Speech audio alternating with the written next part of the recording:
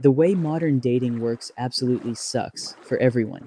You get home from work, sit on your couch, open up a portfolio of pictures of people you might like based on what some algorithm thinks you want, swipe through 100 options until you run out of likes, and then wait around for the next week hoping for a response. If you really want more options, you can donate a few $100s a year to a corporation that's monopolized most of online dating. And with this purchase, you get more access to potential matches, a higher chance of getting accepted, and the ability to show up at the top of their feed when they go through the same miserable process. And you wonder why dating feels different now, why everyone is so lonely, and why it seems harder than ever to find someone you actually want to pursue. Your options are shown based on what an algorithm thinks you like. Your perception of these options is based solely on edited, filtered, staged pictures taken to signal desirable traits, and you get a small text box to understand someone's personality. I'm sorry, but nothing will change my mind about how much I hate online dating. It's presented as the new and basically only solution to modern dating, and you have to be in on it or you're missing out on all the hundreds or thousands of potential options waiting behind the next swipe. And the weird thing is, we all know it's terrible, but we all still log on every day to swipe and hope we aren't lonely anymore. But this process is making us more lonely and disconnected than ever before.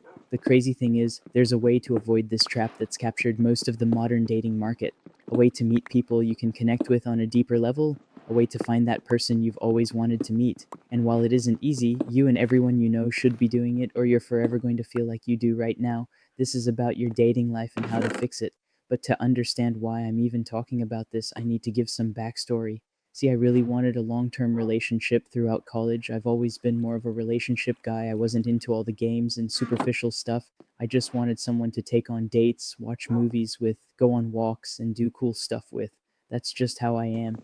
And for my entire college experience, I was single pretty much the whole time. I was on all the platforms: Tinder, Hinge, Bumble, you name it. I would swipe through options, send super likes for people who caught my eye, craft witty messages, and do everything I could to play the game. I'm embarrassed to admit it, but I even bought premium memberships multiple times, and I don't even want to know how much money I spent. And with the countless years I wasted on these platforms, I went on maybe 3 or 4 dates from these apps. Everyone I met was self obsessed, so none went anywhere, and it was a complete waste. And I have friends even more into this than I was. When they travel, they set their locations to each country they visit, getting dozens or sometimes hundreds of matches just for nothing to become of any of them. Some friends have spent more years on dating apps than I did, and they're all still single. Literally hundreds or thousands of potential options did absolutely nothing for them. It was completely pointless for me, and I spent basically all of college single, always wanting a girlfriend but never knowing where to find one. And then, once I graduated and moved to a new city, I ended up finding a girl I really love. And as cheesy as this sounds, she's the girl I've been looking for my entire life. And funny enough, you know when I met her? When I wasn't even on dating apps. So, what's the solution? If you look online, the common narrative is that you don't need a girlfriend, that dating is a waste of time, and you should work on yourself, that you just need to play the game differently. But this just isn't true, and to fix your dating life, you're going to have to change your approach. First and foremost, you need to get off of dating apps. I'm a hardcore dating app hater, and I think they're the reason why so many people are lonely these days. When it seems like you have so many options right there, but none are interested, it can be crushing. You feel like it must be working for everyone else except you, and it makes you feel terrible about yourself. But this is just an illusion, and believe it or not, it's not working much at all. How many friends do you know that met their girlfriend on a dating app and are still dating in a stable long term relationship? It's pretty rare. Now, compare this with the number of people you know who are on dating apps and have been single their entire time or in and out of bad relationships. That's the reality of these apps. Delete Hinge, delete Tinder, whatever you use, just get off dating apps. It's not a natural way to meet people, and letting a corporation choose who you can match with based on an algorithm is not the way to do it. Imagine you're at a coffee shop and a cute girl walks in. That girl is now someone you can talk to. By pure coincidence, you now have an option. You can either act on it or ignore it, but this is someone you could approach. Now imagine you're in the same coffee shop, but there's a bouncer at the door only letting in girls who think they should be there with you based on questions they answered that aligned with questions you answered. Oh, and now there's also 30 other guys in that coffee shop who are also interested in the same girl. That's what dating apps are. It removes the natural human element of how dating has always worked. And without these apps, you're going to need an alternative. It's time to go back to your roots, to the way people used to meet. People didn't date like this until the 90s. And today, an estimated 63% of young men are single. There's a reason more people are single than ever before. These new ways aren't working anymore. You need to get out in public, period. The thing about the modern loneliness crisis is that people are lonelier than ever, but they're also more isolated than ever. Nobody leaves their house, work is virtual, chats are on Discord, entertainment is at home, arcades are gone, movie theaters are dying, and cafes have been replaced with drive through chains. The world feels emptier than ever, so no wonder in person dating feels hopeless. But the crazy part is, it's only empty because people are choosing to make it feel empty. Everyone's looking for new ways to connect, but nobody's actually doing it. Some people make half hearted efforts by doing one public activity a week, or going on a walk and not talking to anyone, and then saying it's impossible to meet people. But when was the last time you actually went out of your way to meet other people? When was the last time you went to a local coffee shop on a weekend, went to a farmer's market, went to a community event, joined a club, bought a gym membership, and went regularly, or did another activity that brings people together? Most importantly, when was the last time you did one of these things and went out of your way to talk to people while there? When was the last time you spoke to a guy behind you in line at the coffee shop? Asked a guy at your gym about exercise advice? Said hi to someone in the mailroom at your apartment? If you're like me and many others, you probably haven't done this in a while, but you have to do it if you want to meet people, since everyone is scared of talking to others these days because our culture has gotten so indoctrinated by the virtual world. Everyone has stopped trying, but everyone also wants to meet more people. It's a paradox, and to fix it, you need to break the ice by talking to other people. Get out of your house, spend time in places where people gather and talk to others. Not women, not flirting, not pickup games, not asking people out. I mean, genuinely talking to other people, regardless of anything. Force yourself to get out of your shell and simply talk.